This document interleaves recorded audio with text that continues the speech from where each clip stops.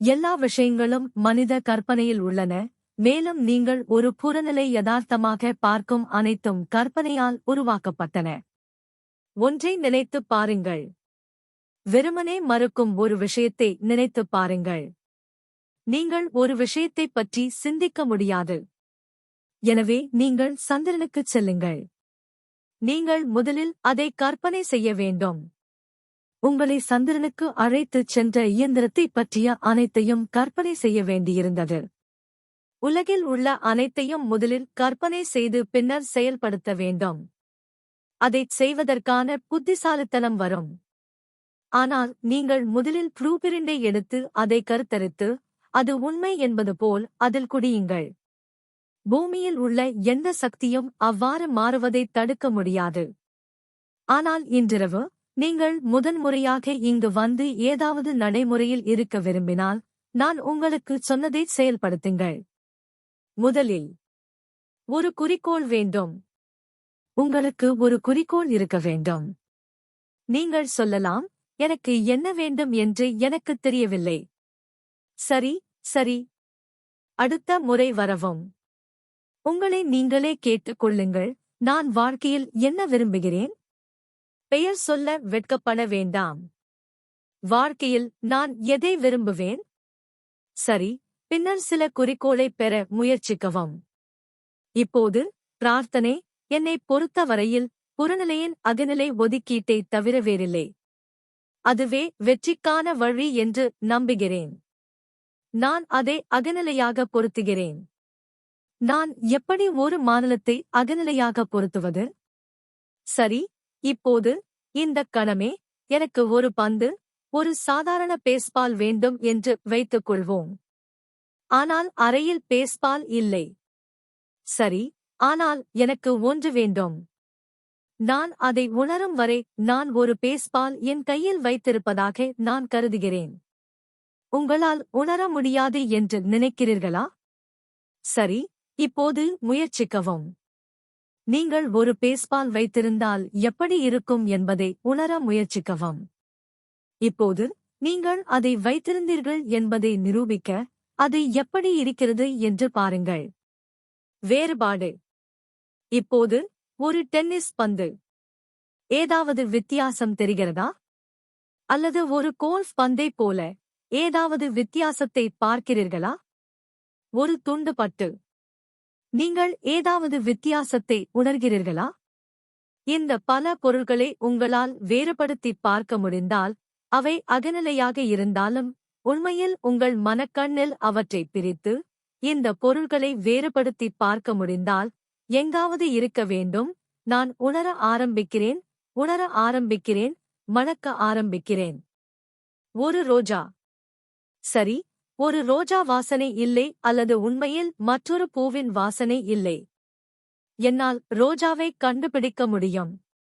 இப்போது ஒரு லில்லி, ஒரு ஈஸ்டர் லில்லி. அதை என்னால் கண்டறிய முடியும். ஆனால் அது என்ன செய்கிறது? சரி, நான் அவற்றைப் பெறப் போகிறேன். நெவிலை நினைத்து யாராவது ஒரு பூவை அனுப்புவார்கள். நான் உண்மையில் உணர மற்றும் தொட மற்றும் வாசனை போகிறேன் என்று பூ இருக்கப் போகிறது. அது அந்த வழியில் செயல்படுகிறது.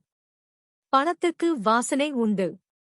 இது உலகில் உள்ள எந்த வாசனையையும் போல அல்ல, இது உலகின் மிக அற்புதமான வாசனை திரவியத்தை விட கஞ்சனுக்கு மிகவும் மணம்.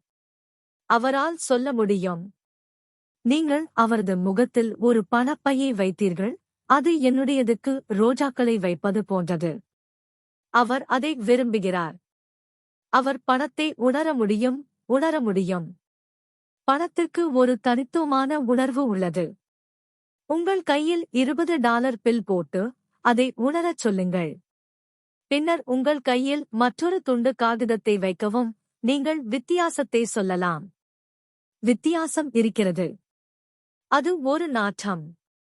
இவை அனைத்தும் உள்ளான மனிதனின் ஒரு பகுதியாகும், அவனுக்கு எல்லாமே சாத்தியமாகும். நீங்கள் அதைக் கண்டிக்கும் முன் முயற்சி செய்யுங்கள், முயற்சி செய்யுங்கள். என் கூற்றை ஆதரிக்கும் ஆதாரம் உங்களிடம் இருந்தால், உலகம் உங்களுக்கு என்ன சொன்னாலும் பரவாயில்லை. அவர் உங்களைப் பார்த்து சிரித்தால் என்ன? அதனால் சிரித்தார்கள். கொஞ்சம் கொஞ்சமாக மையமாகத் தோன்றும் எண்ணம் கொண்ட அனைவரும் எப்போதும் அவரைப் பார்த்து சிரித்தனர். நிலவுக்குச் செல்லும் யோசனையில் அவர்கள் சிரித்தனர். சரி, இப்போது அது நிறைவேற்றப்பட்ட உண்மை. இது நடந்தது என்று நம்பாதவர்கள் இன்னும் இருக்கிறார்கள், ஏனென்றால் அது நடந்தது என்று அவர்கள் நம்ப விரும்பவில்லை. நீங்கள் கீழே சென்று உண்மையில் நீருக்கடியில் வாழ முடியாது என்று கூறியவர்களும் உண்டு. இப்போது எங்களிடம் ஒரு நீர்மூழ்கிக் கப்பல் உள்ளது. இன்னும் நம்பாதவர்கள் இருக்கிறார்கள். உலகில் உள்ள அனைத்து உண்மைகளையும் நீங்கள் அவர்களுக்கு வழங்கலாம், அவர்கள் அதை நம்ப மாட்டார்கள். எனவே நான் உங்களுக்கு சொல்கிறேன், நீங்கள் முதலில் முயற்சி செய்யுங்கள். மேலும் அது செயல்திறனில் தன்னை நிரூபித்துக் கொண்டால், முழு பரந்த உலகமும் எதை எடுத்துக் கொள்கிறது என்பது முக்கியமல்ல. எனவே இன்றிரவு செல்லுங்கள். உங்களுக்காகவோ அல்லது இன்னொருவருக்காகவோ அதை ஒரு அழகான இலக்காக ஆக்குங்கள். எப்பொழுது உங்கள் கற்பனையை இன்னொருவர் சார்பாக அன்புடன் செயல்படுத்துகிறீர்களோ, அதற்கு நீங்கள் கடவுளை மத்தியஸ்தம் செய்கிறீர்கள். எல்லா. எனவே ஒரு நண்பரை உங்கள் மனக்கண் முன் கொண்டு வாருங்கள். நீங்கள் விரும்பும் ஆணாகவோ அல்லது பெண்ணாகவோ அவரை பிரதிநிதித்துவப்படுத்துங்கள். மேலும் அவர்களிடம் சொல்ல வேண்டாம். எந்த பாராட்டையும் கேட்காதீர்கள். அவர்கள் உங்களுடன் பேசுகிறார்கள் மற்றும் தங்களைப் பற்றிய மிக அற்புதமான செய்திகளைச் சொல்கிறார்கள் என்று வைத்துக் கொள்ளுங்கள். அந்த நற்செய்திக்கு நீங்கள் அவர்களை வாழ்த்தி உங்கள் சொந்த வழியில் செல்லுங்கள். அந்த கற்பனை செயலின் யதார்த்தத்தை நம்புங்கள். அது நாளை நடக்கலாம், அதற்கு அடுத்த நாள் அல்லது ஒரு வாரம் கழித்து அல்லது ஒரு மாதம் கழித்து நடக்கலாம். அது அதன் சொந்த நியமிக்கப்பட்ட மணி, அது பழுத்த மற்றும் அது பூக்கப் போகிறது. எனவே கவலைப்பட வேண்டாம்.